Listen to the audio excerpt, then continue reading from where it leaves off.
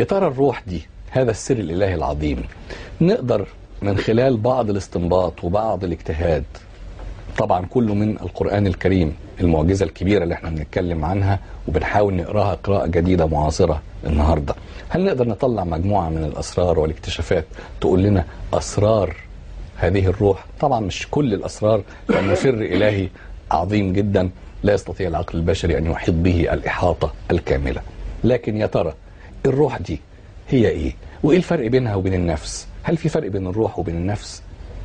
كلمة الروح نفسها هل لها معنى واحد ولا أكتر من معاني مختلفة في القرآن الكريم؟ أسئلة كتيرة جدا عايزين نجاوب عنها إن شاء الله. سيبوني الأول أرحب بالضيف الكريم المهندس عدنان الرفاعي، الكاتب والمفكر الإسلامي. السلام عليكم. ازي حضرتك؟ اهلا اخي علاء، بارك الله. كل الأسئلة اللي أنا طرحتها في المقدمة يعني كلها بتتصارع مع بعض في ذهني. نعم. كلمة الروح سمعت فقهاء كتير، يا إما ناس قالت هي لها معنى واحد، يا إما قالت لا ده لها معاني مختلفة. صحيح. نزل به الروح الأمين على قلبك. بعض لسان عربي. بعض الناس قالت نزل الروح الأمين هنا يبقى ادي معنى جبريل.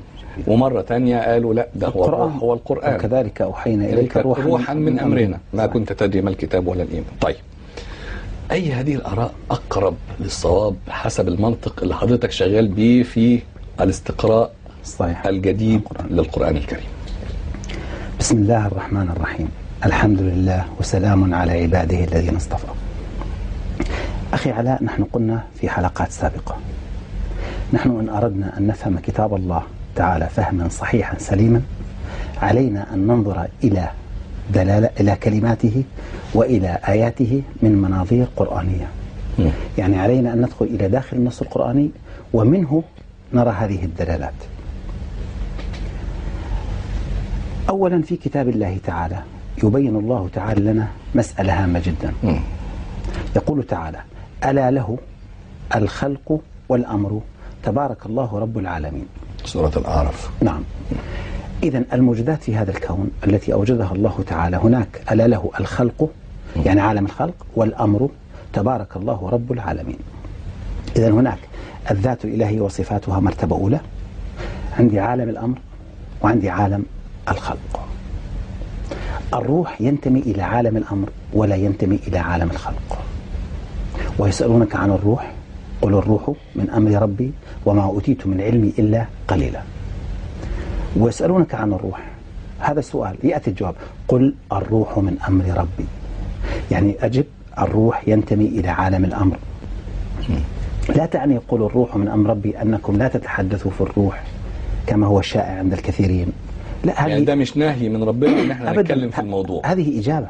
قل الروح من أمر ربي يعني قل الروح ينتمي إلى عالم الأمر. وإيه هو عالم الأمر؟ أولا عالم الأمر له عدة صفات كالروح وكالقرآن.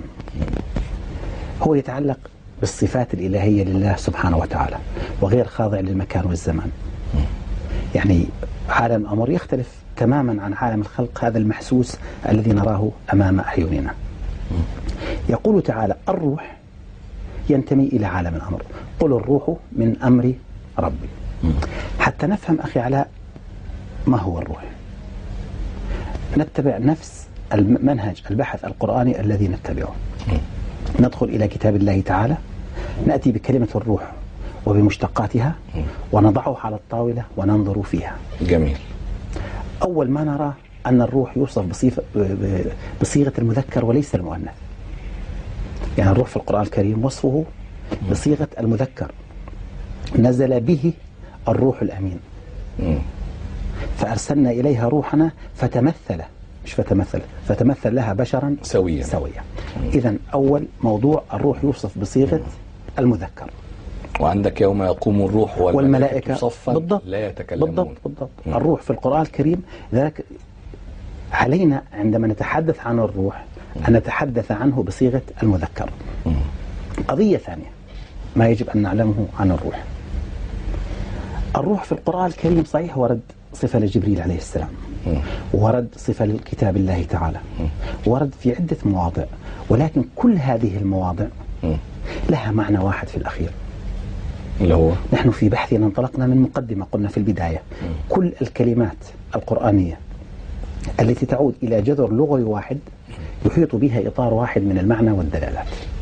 طب كلمة نشرح كلمة الروح في القرآن الكريم، الروح يعني الصلة والمدد والقربى من الله سبحانه وتعالى، ولا علاقة له بالنفس ولا في الجسد. يعني النهاردة لما بقول بني آدم مننا عايش، نعم، احنا هقول لك المفاهيم الاجتماعية السائدة عشان نصححها. نعم. احنا لما بنتكلم بنقول يا جماعة، بنقول ده فلان ده طلعت روحه. خطأ. اولا بنتكلم عنها بانها مؤنث. صحيح. طلعت كويس. بعدين التي تخرج النفس نمرة ليس 2. الروح. اي بالظبط. وعندي في القرآن الكريم وتزهق انفسهم. نعم. مش كده؟ نعم. يبقى هو اللي بتزهق النفس مش الروح. طب قوام الحياة اللي جوانا ده نعم. هو الروح والنفس. فإذا كان الإجابة هي النفس، أمال ليه دايما احنا بنقول السر الإلهي إنه نفخة من روح الله؟ يعني الذي أحسن كل شيء خلقه وبدأ خلق الإنسان من طين. نعم. ثم جعل نسله من سلالة من ماء مهين ثم سواه ونفخ فيه من روحه. نعم. وجعل لكم. إلى آخر الآيات. نعم. يبقى النفخة من روح الله. صحيح. شوفوا أخي، هذا الجسد المسجى على الأرض. صحيح. بعد ما كان مجموعة من التراب وماء صلصال كالفخار. صحيح. لم يتحول إلى بشر ولم تدب فيه الحياة إلا هنا بالنفخة الإلهية. هنا في خطأ في الموروث التفسيري في هذه القضية. إزاي؟ اشرح لي. كلمة الروح لا تعني سر الحياة في الجسد كما هو شائع. أمال إيه؟ أبدا. كلمة الروح تعني كما قلنا الصلة والمدد والقربة من الله. وخذ الدليل. اديني الدليل. يقول تعالى: لا تجد قوما يؤمنون بالله واليوم الآخر يودون من حاد الله ورسوله ولو كانوا آباءهم أو أبنائهم أو إخوانهم أو عشيرتهم أولئك كتب في قلوبهم الإيمان وأيدهم بروح منه. ماذا تعني أخي علاء وأيدهم بروح منه؟ يعني إيه؟ أولئك كتب في قلوبهم الإيمان، مرحلة ثانية، وأيدهم بروح منه، يعني أعطاهم صلة ومدد وقربى من الله. الروح يعني الصلة والمدد والقربى من الله. مالهاش علاقة بالنفس قولا واحدا.